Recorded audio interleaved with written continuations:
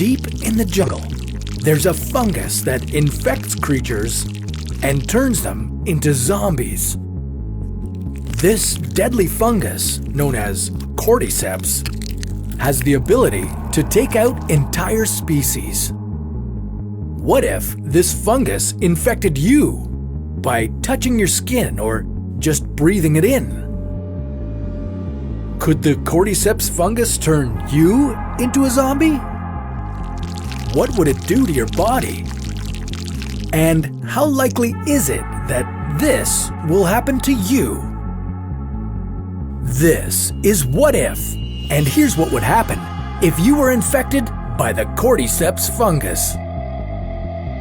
The Cordyceps fungus works when its spores land on an insect's body and take root in its muscles. The spores then control the insect, making it move to a location that's perfect for the fungi to reproduce.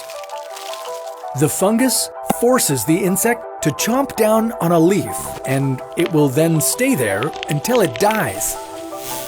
The parasite will feed off the creature and grow for weeks, so it can release more spores and infect more insects.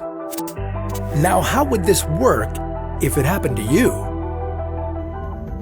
If this fungal parasite could jump from insects to humans, it would most likely be an airborne infection.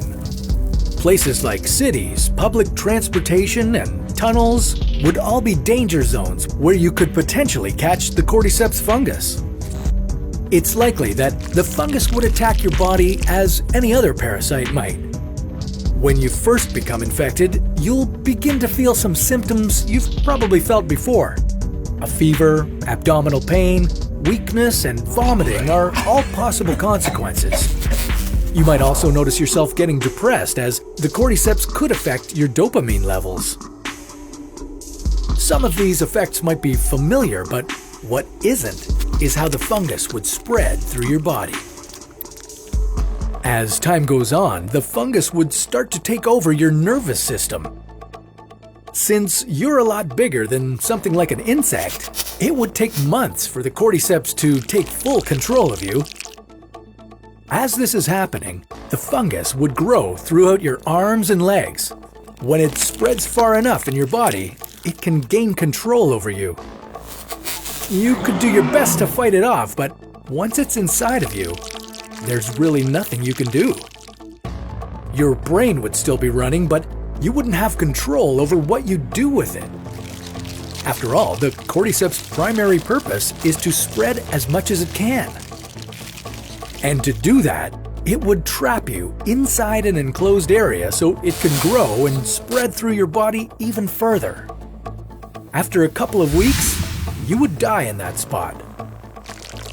And now that you're dead, the Cordyceps fungus can continue to spread, turning you into what's known as a fruiting body. This is when spores and fungi would start to come out of you. They'd come out from everywhere that doesn't have any hard bone blocking its way.